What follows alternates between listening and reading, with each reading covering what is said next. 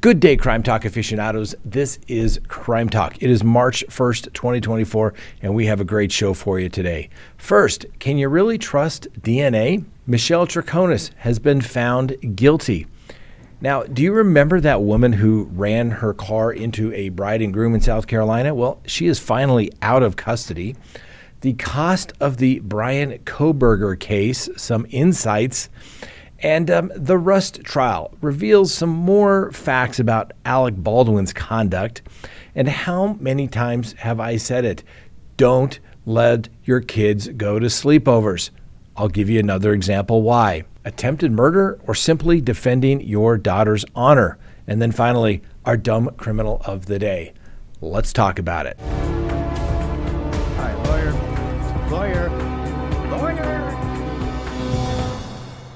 Good day, everyone. My name is Scott Reich, and this is Crime Talk. Thanks for joining us. You know the drill. Subscribe if you haven't, like if you do, leave me a comment below, and hit that little bell for notifications. Remember, you can watch us here not only on YouTube, but Rumble, X, Roku, and Twitch as well. All right, as you can see, we're not in a suit today. No court, going into deep trial prep. And so we dressed totally casual for today. So excuse my attire. First, can we trust DNA anymore? Well, it's certainly got to give you a little bit of pause. Now, over the last several months, there's been some issues here in Colorado, and I'm sure it's not just in Colorado. And obviously, everyone is given the presumption of innocence. But there was a report that goes back in November of 2023 that a former Colorado Bureau of Investigation scientist by the name of Yvonne Missy Woods is under investigation for anomalies found in her DNA testing at the Colorado Bureau of Investigation. Well, you think that may be no big deal, right? Except that she was there for 29 years, and the fact that she had worked on some of the biggest high-profile cases Colorado has really ever seen. And a lot of them were cold cases where, but for Miss Woods, she put a match together, and therefore a person was tried and, when likely, convicted. All right? Or he was convicted. So it goes into a lot of issues. And then today, the Weld County Sheriff's Office. Now, just to give you some context of where this may be located, Weld County is where Christopher Watts was prosecuted.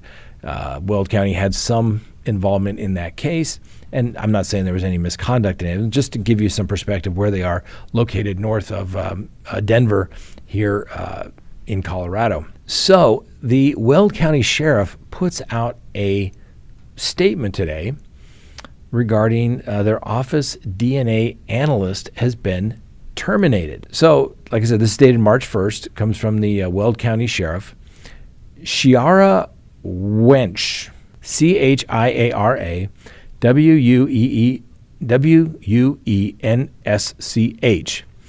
a DNA analyst who worked for the Weld County Sheriff's Office at the Northern Colorado Regional Forensic Lab for just over 10 years, was the subject of an internal investigation that began on January 31st, 2024. The internal investigation centered on Wensch's having anomalies in her casework. The finding of the internal investigation revealed that Wensch violated the Weld County Code for Expectations of Proper Conduct and the Sheriff's Office's Standards of Conduct policy for not cooperating with the agency's internal investigation. Based upon these findings, the Sheriff's Office terminated Wensch's employment on February 28, 2024. The Sheriff's Office intends to pursue criminal charges against Wensch for the alleged anomalies in her casework. However, those charges have yet to be determined as the criminal investigation is ongoing. The anomalies in the casework were brought to light due to a separate active investigation conducted by the Colorado Bureau of Investigations into their own personnel. Due to the ongoing nature of CBI's investigation, No further information is available at this time. The anomalies discovered in the casework were limited, and how this will impact the criminal cases she worked on is yet to be determined by the criminal investigation. The sheriff goes on and says, "We hire people that we believe have the utmost integrity. No system is better than the people who work in it," said the Weld County Sheriff, Steve Reams. The Weld County Sheriff's Office investigation is still ongoing, and no further information will be released until its conclusion. So I bring that to you, ladies and gentlemen, because this is oftentimes what happens in these types of cases. You have situations where the prosecutor will bring in the DNA analyst, and the DNA analysts are touted as that they are scientists. They have no dog in this fight whatsoever, and therefore they should be believed beyond the utmost scrutiny. I've told you about a case that we had where we said that there were problems with the DNA years ago. They looked at us like we had a third eye on our forehead. And then literally like 8 years later, 5 years later, we get a letter saying, "Oh, sorry, we did an evaluation or analysis of what was taking place, and we determined that there was a problem in the DNA analyst's conclusions. Oh, there was contamination. The DNA of the worker got into the sample." Oh, but yet we were made to look like, how dare you question us? How dare you question a scientist? They are beyond reproach. How dare you do that? And so I don't want people to lie in their DNA results. The DNA is what it is, and that's what it should be. But the problem is these are not independent labs. These are people that work for CBI, the Colorado Bureau of Investigation. These are people that work in a regional lab where a sheriff's office in a rural jurisdiction sends somebody over, and they fund this person to work in these labs. And if they believe they are part of the team, and this is what it's going to take to get the guy that they know that just did it, but they just can't prove it, well, guess what? That's wrong. That's wrong. Now, obviously, we'll give the presumption of innocence, obviously, to Miss Woods and to Miss Wensch, Wuensch, however the hell that's pronounced, I don't know. But the reality of it is that's her name. She works for the agency. And now there's been more anomalies in all these DNA experts. It should give everyone a little pause before they blatantly believe DNA evidence. Next on the docket, Michelle Troconis breaks down after she is found guilty of conspiring to murder the missing Connecticut mother, Jennifer Dulos. Now, the American Venezuelan socialite broke down as she sat with her head in her hands as the guilty verdict was read this morning. She was convicted of all 6 counts, including conspiracy to commit murder and tampering with evidence linked to the disappearance of the mother of 5, Jennifer Dulos, back in May of 2019. Now, Jennifer Dulos now the vanished mom was in the midst of a bitter divorce with Troconis' lover, Fotis Dulos, who was charged with her murder, but he committed suicide before his trial. Now, Troconis was led out of the courtroom in handcuffs, and the judge set her bond now at $6 million cash only. She will be sentenced on May 31st, and she faces up to 50 years in prison. Now, the trial began in early January as prosecutors argued that she helped dispose of Jennifer Dulos' body in trash bags after Fotis slayed her in their Connecticut home. Now, Jennifer Dulos vanished in May 24th of 2019 after dropping her children off at school, and her body has never been found. The mom, whose children were aged between the ages of 8 and 13 at the time, was reported missing when she failed to show up for several appointments in New York City. Now, because Fotis Dulos killed himself before he could stand trial, the details of how Jennifer disappeared were left to Troconis' conspiracy trial. Now, as you may recall, Fotis Dulos wrote a letter completely exonerating Michelle Troconis, but guess what? That's not coming into evidence. It is inadmissible hearsay. The person writing it, not subject to cross-examination, not coming in. So the prosecutors had said that Fotis Dulos attacked his wife in the garage of her home and put her body in her Chevy Suburban before driving it about 3 miles away, where it was later found abandoned.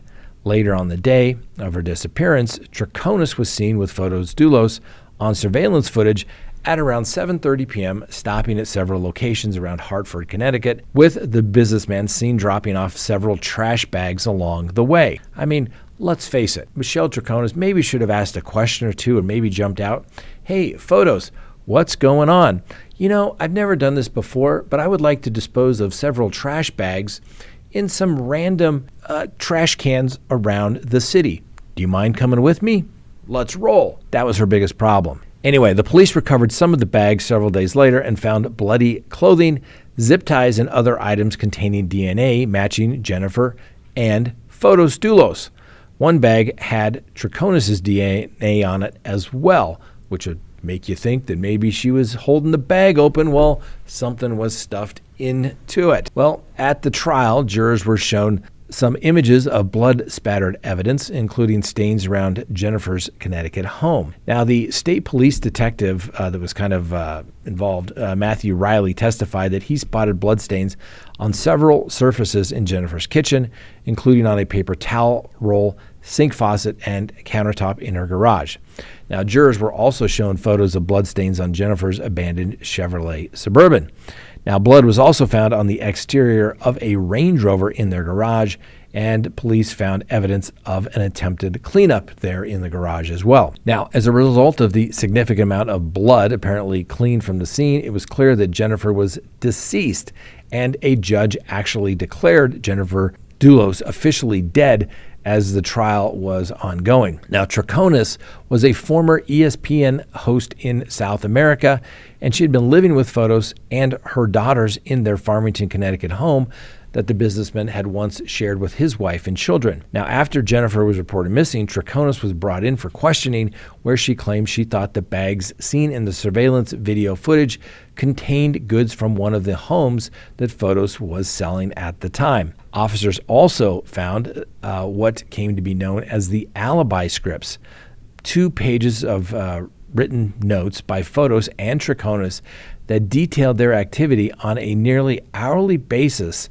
the day that Jennifer was last seen, but didn't include the bag disposal time. Now, Troconis claimed they detailed their actions on the advice of Fotis' lawyer, but the arrest warrant also alleges that she presented conflicting stories to police during 3 interviews that she gave on whether she saw Fotis on the morning before or the day of that Jennifer had actually died. So, Miss Troconis, guilty. I didn't watch the entire trial, but the parts that I watched, it looked like the defense was doing well. I thought it was a little slow by the prosecution in their presentation of evidence. A lot of people in the comments said not guilty. Other people said guilty. Frank said, I think she had a shot. But the fact that they literally deliberated just about all week, clearly somebody was holding out, and somehow, or through the normal juror process, people's minds were possibly changed, whereby they were convinced beyond a reasonable doubt, which was the legal standard, that she was in fact guilty. Now, the video where she breaks down and you see her attorneys sitting there, the young associate off to the end, trying to comfort her, the lead attorney just sitting there. I've been there. There's nothing you can do. You're still in that trial psychosis of no matter how bad the facts are, how could they have found my client guilty? You don't know what to say to the client. You're never going to say sorry because you didn't do anything wrong. It's like, that's just the way it is. So, next, the bride killer gets a bond. Remember Jamie Lee Komorski? She was being held without bond when she was arrested after rear-ending a golf cart carrying a newlywed couple by the name of Samantha Miller and Eric Hutchinson, and 2 others as they left the Folly Beach wedding reception back in April 28th of last year. The judge granted Komorski a $150,000 bond this morning. She'll be placed on house arrest, can't leave the home except for medical emergencies or go to court. And she will also be required to wear a device that monitors her blood alcohol level, aka a scram unit. She must surrender her passport and live in Charleston County. And most obviously, no driving. Now, the judge originally denied the bond for Komorski last August, but said that if the trial was not ready to go by March, that she could have a bond with multiple conditions. As you may recall, or I'll refresh your memory, she is charged with 3 counts of felony DUI resulting in great bodily injury or death and 1 count of reckless homicide. Now, Mitch Hutchins filed a wrongful death suit back in May against Komorski and several bars where she had visited before the crash. That's known as a dram shop case. 2 of those bars and an insurance company have settled. Now, Ms. Komorski, I get it. Nobody wants to be in prison. But hey, general rule, dead body, somebody's got to go to prison. You might as well stayed in custody because you're going to get that credit for when you do ultimately go to prison. I get it. You want to get out. You want to show the judge that you can be a good person.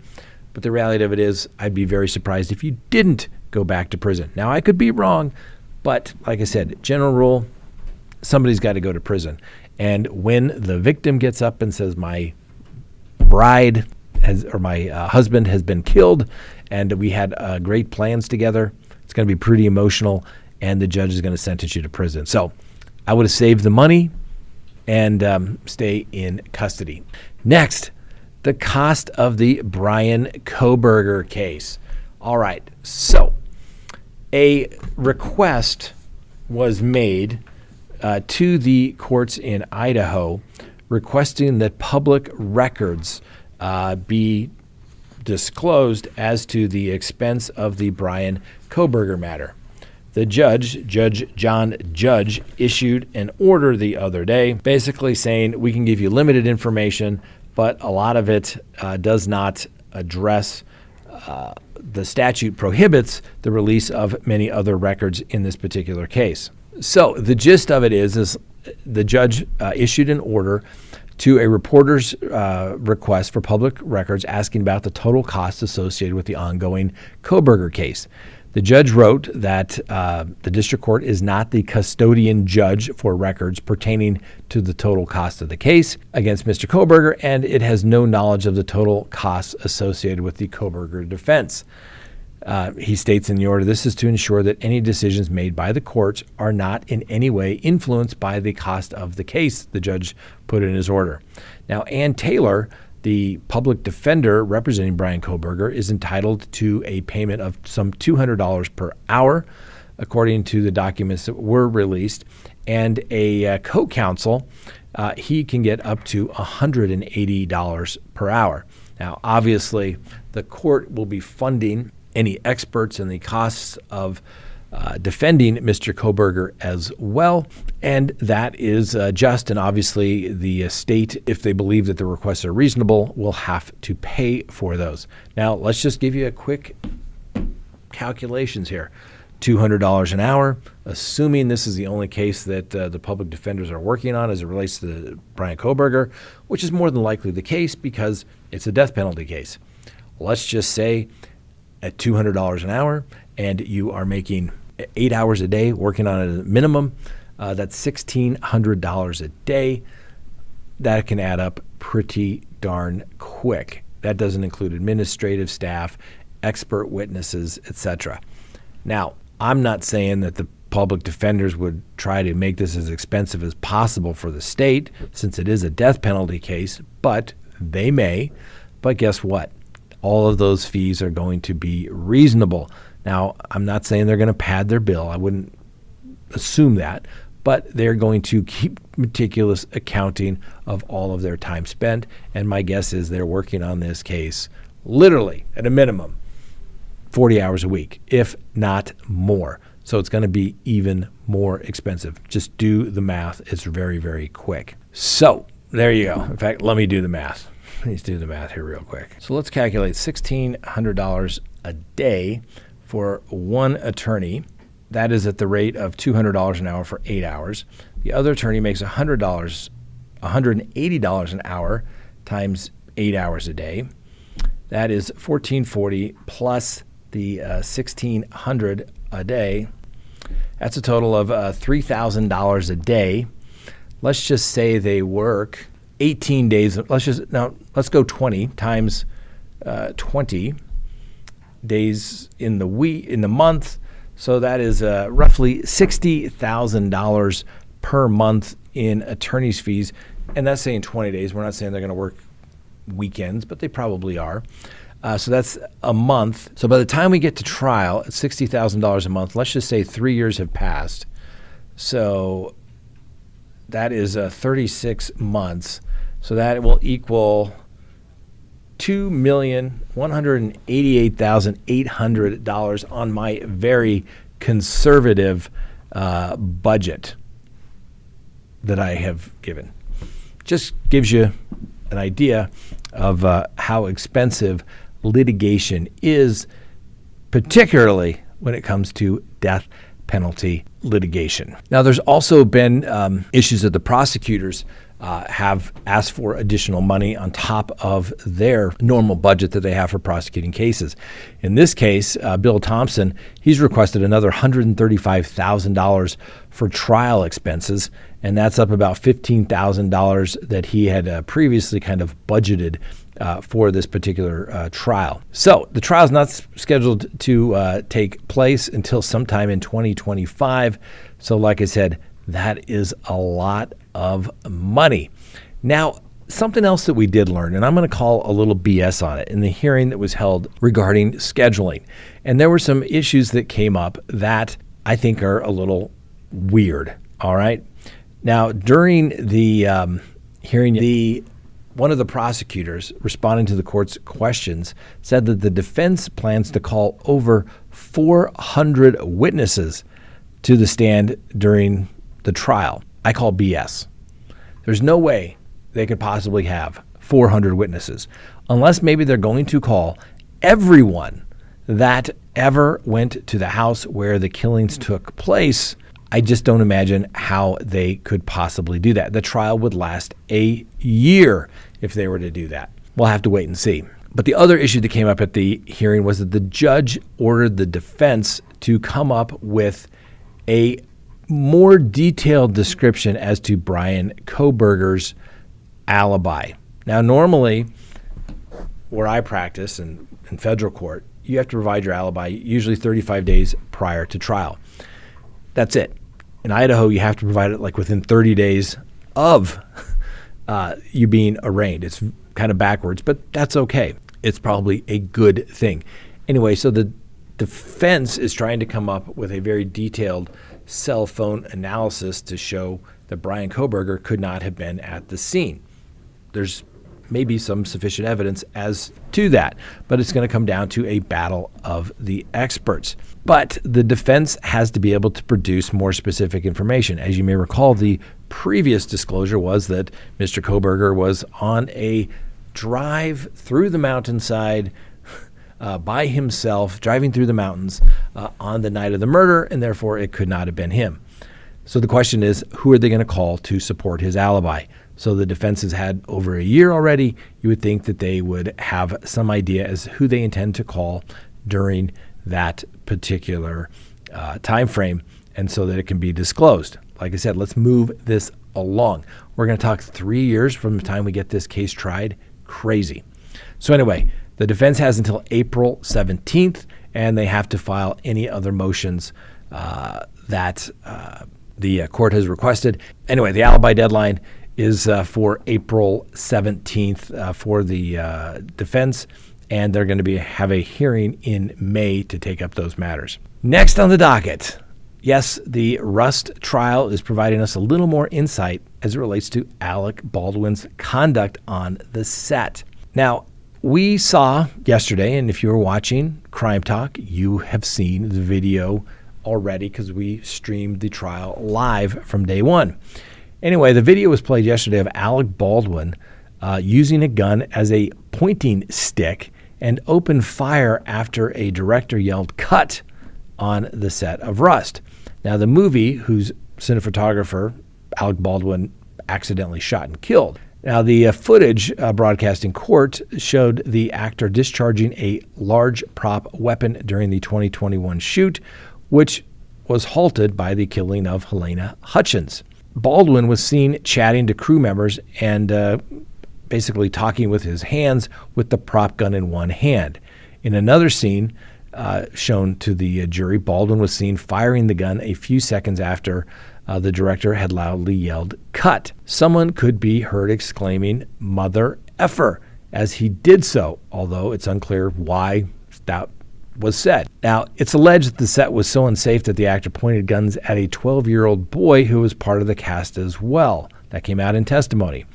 Jurors were shown a video shot during the production in which the adult male actor pointed the gun at Patrick Scott McDermott between scenes. Now, their safety expert says that was a breach of the safety rules, made all the more disturbing because 6 live rounds were found on the set. Now, the court also heard testimony from a senior crew member who said that Helena Hutchins, the cinematographer, said, quote, "I can't feel my legs after she was shot by Baldwin."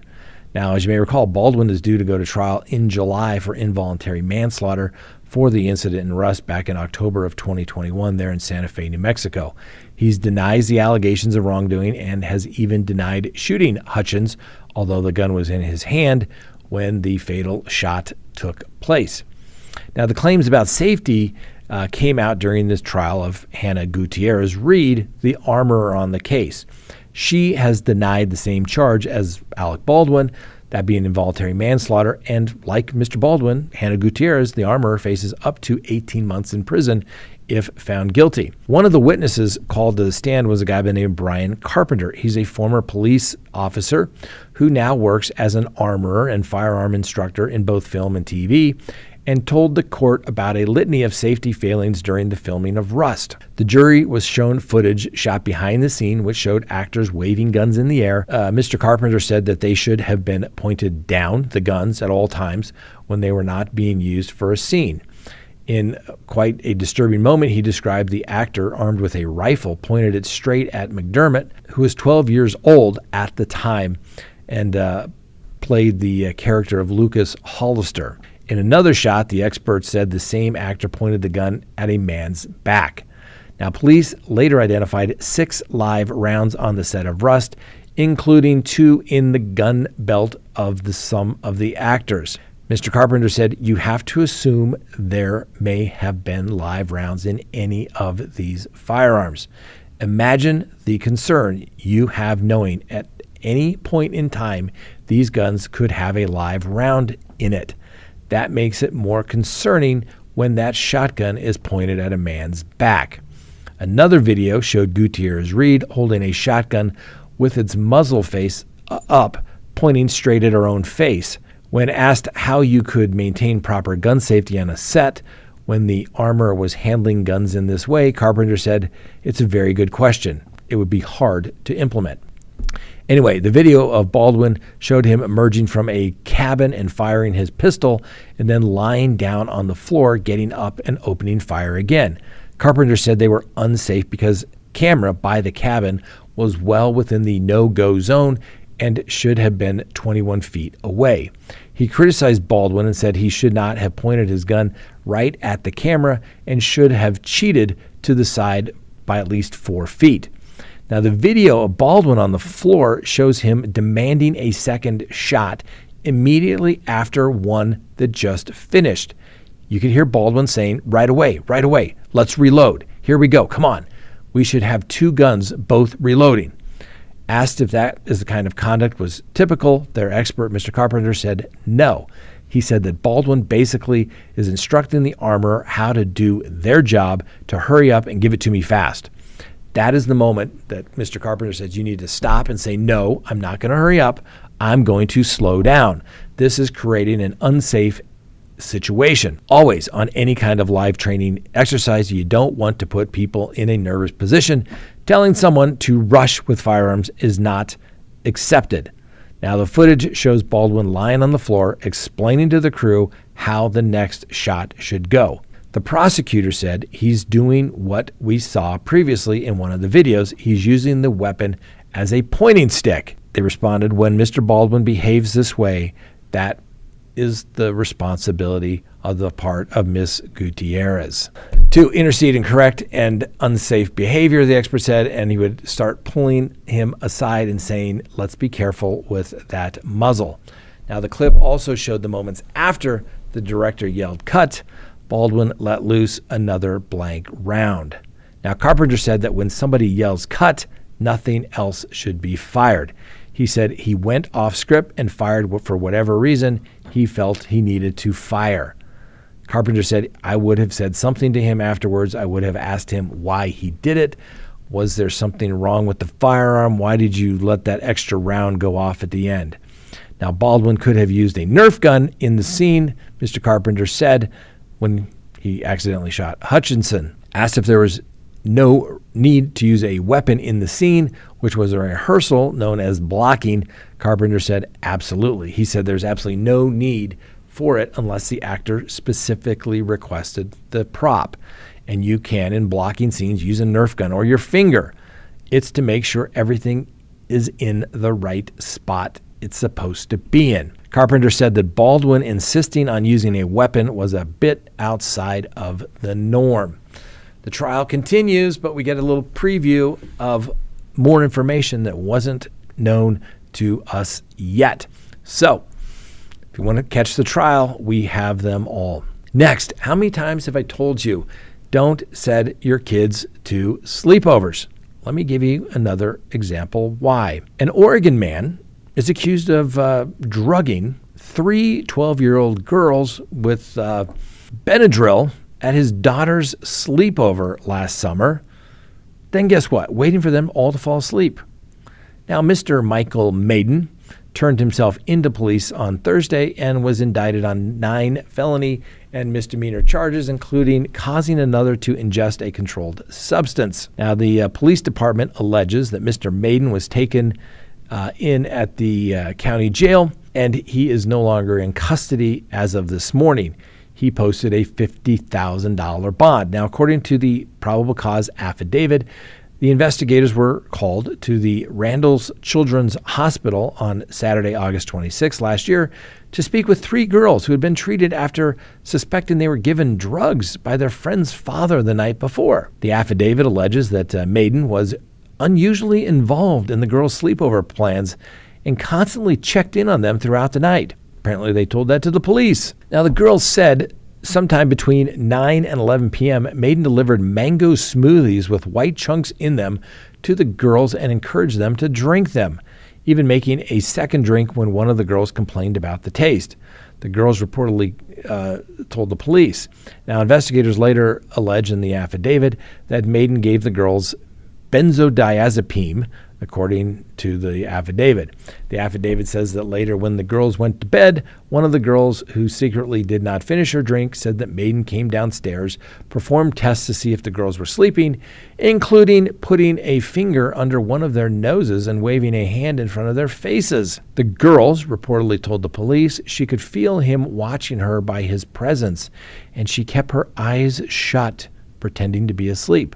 Once Maiden left the room, the affidavit alleges that the girls frantically texted the mother of one, and the mom was asked to come pick them up. They asked if there was a family emergency. The girls responded by saying, please, please, please pick us up. The girl's mother soon alerted the other parents and arrived at Maiden's house to pick up her daughter. Now, Maiden reportedly insisted the parents come back in the morning, saying that the girls were asleep, but the parents ignored his request. Police said in an affidavit that the officers arrived at the hospital and said one of the 12-year-old girls walked slowly and used the assistance of her mother to balance. Her eyelids were heavy, and she was speaking slowly. Another girl could not walk without assistance when her parents picked her up and would only repeat, "What happened? What happened?" Well, the police there in Oregon have determined that Maiden was responsible for the drugs detected in the girl's bloodstream, and it's unclear if Maiden had retained an attorney as of yet. He definitely needs one.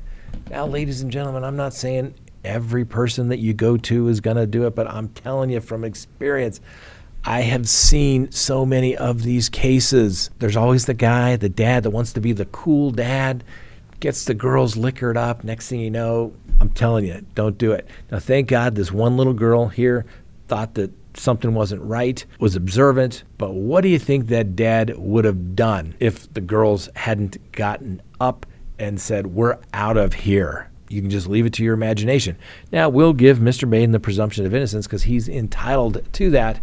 But I know I'm the old fuddy-duddy. I get it. But I never let my kids sleep over. It was bad stuff. As a judge said once, and it made complete sense, people go to do sleepovers to do what they can't do at home.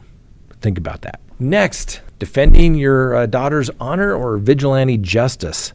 An Arizona mom has been charged with attempted murder after she allegedly drove toward kids in a park and run over a girl who she accused of bullying her daughter at school. Now, Brandy Gotch allegedly drove her Chevy Silverado with her 4 kids inside, speeding towards 15 children standing in the playground area of a park on Tuesday afternoon. It's alleged that she ran over a girl's ankle before going back into the parking lot and fleeing the scene. Now, prior to the alleged attack, she also pulled a 14-year-old boy's hair while yelling, "I'm going to kill you and run you over," and apparently wielding a sharp stick that she got from her truck. Now, the mother of 4 was taken into custody at her home later that day and booked into jail on 1 count of attempted first-degree murder. Her bond sat at a paltry $250,000. And apparently during an interview with the detectives, Gotch said that her children were being bullied at school by this group of young kids, and nothing was being done about it even after she spoke with the school and law enforcement. Apparently the bullying continued at the neighborhood park, according to Ms. Gotch, where she witnessed the group throwing wood chips at 3 of her kids, and one of them punched her 10-year-old daughter. She said that the group called her a fat biatch when she confronted them, and a video captures her grabbing a 14-year-old boy by the hair and chasing him with a sharp stick. She admitted to retrieving the stick from the vehicle, but asserted that she never threatened anyone. Now, Gotch also told the police that a second boy followed her to her truck and started dancing behind him. She yelled at the boy to move, and the confrontation escalated as she went back to her truck. Ms. Gotch was then seen going back to her vehicle, which was now occupied by her 4 kids, and aggressively backed her vehicle towards the exit. But instead of exiting, she drove forward at a high rate of speed towards the playground where these 15 kids were standing. She allegedly ran over the girl's ankle, causing the injury, including a laceration and swelling, before speeding away. Gotch initially didn't even believe that she had run over the girl, but later said that she hopes that she didn't. Gotch's children reportedly told investigators that they were unrestrained and were bouncing all over the vehicle, although the mother thought she had their seatbelts on. Part of the little squabble was caught on cell phone camera, and police were able to track her down at home. Geez, I don't know. You're an adult, they're kids. Did these parents not teach these kids any manners? Why you have to go around bullying other kids? Oh, gee, it's one of those things where if the girl ankle is broken, it's probably a felony. If it's not, it's still attempted murder, maybe attempted some sort of first-degree assault. Creates a lot of issues. Then you get the kids in the car without seatbelts. You're going to get reckless endangerment charges. You just hope that common sense would prevail. She's the adult in the room. Clearly could have been handled much, much differently. Sometimes you got to let it go. And finally today, our dumb criminal of the day. Now, police were summoned Tuesday night to Body Talk. Apparently, Body Talk is an adult entertainment club in Florida. And what were they there to investigate an alleged assault on a male customer? Now, the victim, a guy by the name of John McKelvey, told police that he was talking to several employees of the adult entertainment establishment about his career, and acknowledged that the women were a little upset that they weren't providing any tips. Now, Mr. McKelvey, apparently ignorant of strip club etiquette, said that he didn't see any signs stating that it was mandatory to tip. Anyway, the employees were upset that the victim was not giving money, which is a common practice in these establishments. And a friend of Mr. McKelvey's told police that he was drunk and he had been talking about having a lot of money and not wanting to provide a tip. So at about 9 p.m., there was a confrontation with Victoria Jones, an adult entertainer. Now, Ms. Jones told the sheriff deputies that Mr. McKelvey was drunk and being rude and had been following employees from table to table, verbally insulting them. Jones then told the police that she picked up a small stack of money and threw it towards the victim, who was struck in the face with the cash. The cash tossed was apparently not in an aggressive manner, adding that this is a place where money is thrown everywhere. Good point. Anyway, court records do not indicate what capacity Jones works at the Body Talk or how many singles were allegedly involved in the crime. Now, Mr. McKelvey's friend told investigators he observed Jones take money and slap the victim with it. The video at the club shows Jones and McKelvey exchanging words before Jones hits the man with the cash and follows up with an open hand strike. Oh, he always knew there's more to the story, right? The first version is never the truth. Wasn't just money, there was a hand strike. Anyway, guess what? Miss Jones arrested for battery. Thank God it's only a misdemeanor and that the money was not deemed to be a deadly weapon. Needless to say, she was released from jail after posting a $500 bond, and she has an arraignment March. Now, Mr. McKelvey, dude, you should be just as much of you're a dumb victim of the day. I think it's pretty much common knowledge when you go to a strip club that they only talk to you if you are giving tips, and if you don't, well, they don't want to talk with you. But Miss Jones, you can't hit people, and you certainly can't hit them with a slap to the face. Maybe Mr. McKelvey, once he sobers up, will realize the errors of his way and realize that he made it into the World Wide Web. And who knows, maybe he won't show up for the trial of Miss Jones, who was probably defending herself. Hint, hint, wink, wink, nudge, nudge. Say no more, Miss Jones. Not that I'm giving you legal advice, but just saying. Anyway, that's all we have for you today. Thanks for watching. We'll see you next time on Crime Talk.